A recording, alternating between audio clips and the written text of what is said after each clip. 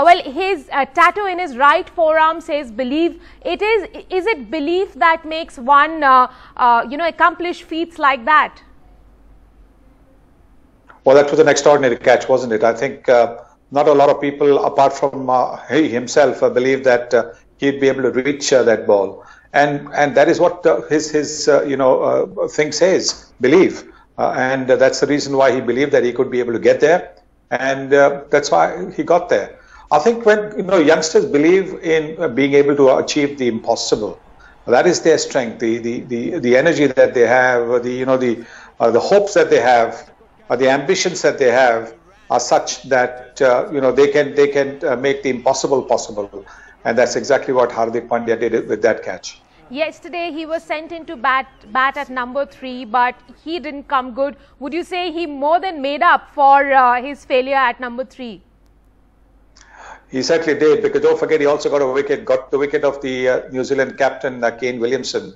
So he's the kind of cricketer who will want to make up if he doesn't do well in one aspect of the game. He'll want to make up in the other 2 aspects, and that's the best part about being an all-rounder. That you fail in one aspect, what might be your strength, be it batting or bowling. If you're an all-rounder, then you get the opportunity to make up with the ball or with the bat. And Hardik is doing that. He's also learning with every game. You can see that, and I think that really augurs well for him as well as the Indian team.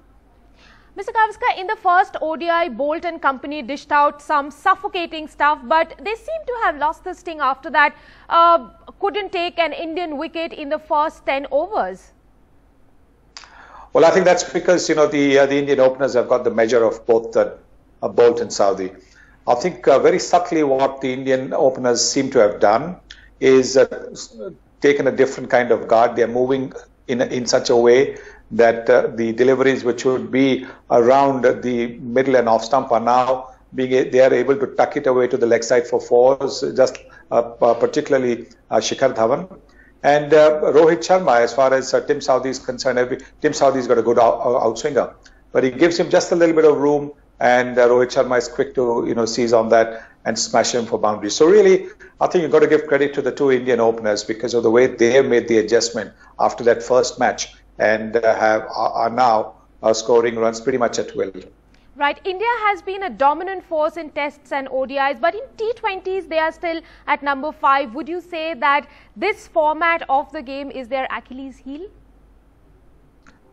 Well, I think if you have a look at over the last few years, they've been sort of in and out as far as forms concerned. This is the most unpredictable of formats. This is the format where even the most unfancied team can suddenly spring a surprise. All that they need is maybe a couple of good overs, and they can turn the game around. So that's what has often gone against this Indian team. They've just been pipped at the post. But I think this Indian team, the way it's shaping, the way it's molding, I think they'll be prepared for challenges even in this T20 format and rise to the occasion.